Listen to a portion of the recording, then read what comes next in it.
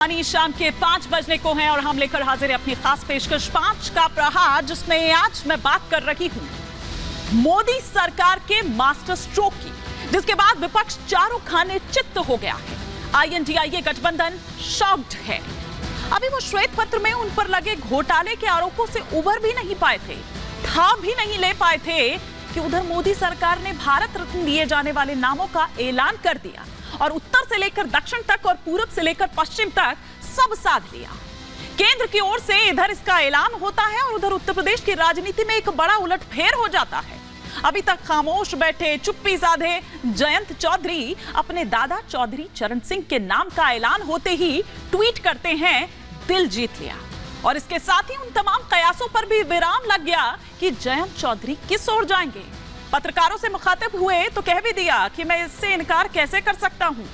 मोदी सरकार ने दिल जीत लिया।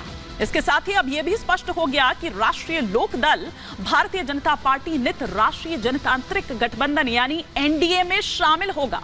तो इधर विपक्ष के हाथ अब खाली हैं, उसके पास कहने को कुछ बचा नहीं है। अगर कुछ बाकी है तो बस यही कि राजनीति कर रही है बीजेपी, ये चुनावी स्टंट है, ये वोट बैंक के लिए किया जा रहा है।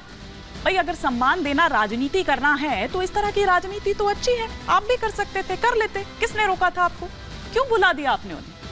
आज इसी पर कर रही हूं 5 का प्रहार। इससे पहले कि आगे बढ़ूं, आपको बताती हूं, आपको दिखाती हूं कौन से वो 3 नाम हैं, कौन सी वो 3 विभूतियां हैं जिनके नाम का आज ऐलान किया गया। तो किस तरह से लेकर उत्तर से लेकर दक्षिण तक एक हड़कंप विपक्षी दल जो हैं, विपक्षी नेता जो हैं, उनमें दरअसल मच गया। एक एक कर वो तमाम जानकारी आपके टेलीविजन स्क्रीन पर। एक साथ 3 भारत रत्न का ऐलान किया गया। 3 बड़े नाम जो एक साथ जिनका ऐलान किया गया, उसमें चौधरी चरण सिंह, PV नरसिम्हा राव और साथ ही साथ MS स्वामीनाथन, जिनको भारत रत्न देने का ऐलान किया गया। प्रधानमंत्री मोदी ने ट्वीट कर खुद ये जानकारी दी। चौधरी चरण सिंह की जहां तक बात है, किसानों की आवाज उठाने वाले नेता के तौर पर उनकी एक पहचान है, वो नाम है। PV नरसिम्हा राव की जहां तक बात की जाए तो भारत के पहले दक्षिण भारतीय PM, इसीलिए यह कहा जा रहा है कि उत्तर से लेकर दक्षिण तक और पूरब से लेकर पश्चिम तक सब कुछ साध लिया है इस सरकार ने। वहीं MS स्वामीनाथन की अगर बात करें तो हरित क्रांति के जनक के रूप में उनकी पहचान है। लेकिन जैसे ही ये नाम ऐलान होते हैं, साथ ही उसमें स्पेशली अगर बात की जाए चौधरी चरण सिंह के नाम का, तो वैसे ही किस तरह का हड़कंप यूपी की राजनीति में मच जाता है, क्योंकि यूपी की राजनीति में एक बड़ा उलटफेर इसके साथ ही हो गया है। अब वो आपको ग्राफिक्स के जरिए हम यहां पर दिखाते हैं, एक एक कर वो तमाम जानकारी आपके टेलीविजन स्क्रीन पर यहां पर कि क्यों आखिर कहा जा रहा है कि जाट लैंड फतह करने का दरअसल इसके जरिए एक प्लान है। पश्चिमी उत्तर प्रदेश की 27 लोकसभा सीटें हैं। 2019 लोकसभा चुनाव की अगर बात करें तो इसमें से बीजेपी ने अपने खाते में 19 सीटें ली थी, 19 सीट अपने नाम की थी। 8 सीटों पर महागठबंधन के जो उम्मीदवार हैं वो दरअसल जीते थे।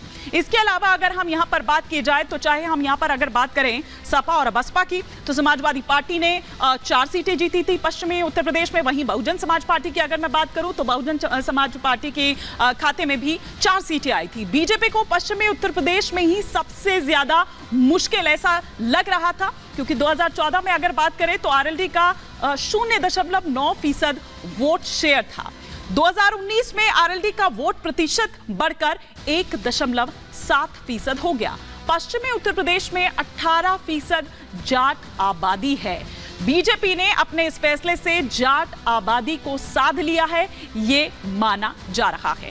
अब कुछ सवाल खड़े हो रखे हैं, एक एक कर वो तमाम सवाल 5 का प्रहार के आपके टेलीविजन स्क्रीन पर। ये जो इस वक्त पहला सवाल आ रहा है कि मोदी का मास्टर स्ट्रोक, INDIA हुआ शॉक्ड। दूसरा सवाल जो आपकी स्क्रीन पर आ रहा है वो ये कि महापुरुषों का सम्मान, जनता करे मोदी का गुणगान। तीसरा सवाल जो इस वक्त आपकी स्क्रीन पर आ रहा है वो ये कि जीता जयंत का दिल, उत्तर प्रदेश में INDIA क्या पैदल हो गया?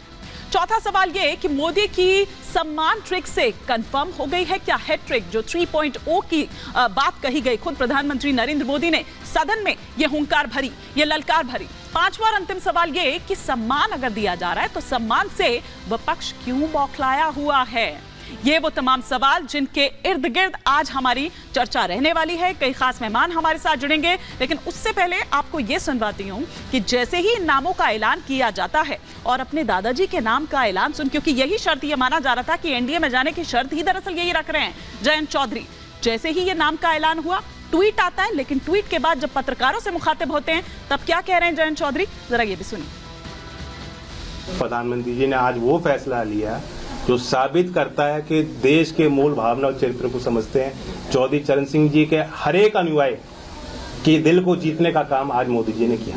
आप भाजपा के साथ हाथ मिला रहे हैं? देखिए, कोई कसर रहती है, आज मैं किस मुंह से इनकार करूंगा। मैंने एक बात पढ़ी थी कि दलों को खरीदने में जो सामर्थ्य है बीजेपी का, मैं कोई उनकी बात को काट नहीं रहा हूं। जो उन्होंने बात कही अपने सोच समझ से कही होगी, लेकिन मैं ये कहता हूं कि सरकार ने आज जो निर्णय लिया वो दिल जीता है, कोई खरीदने की बात नहीं है।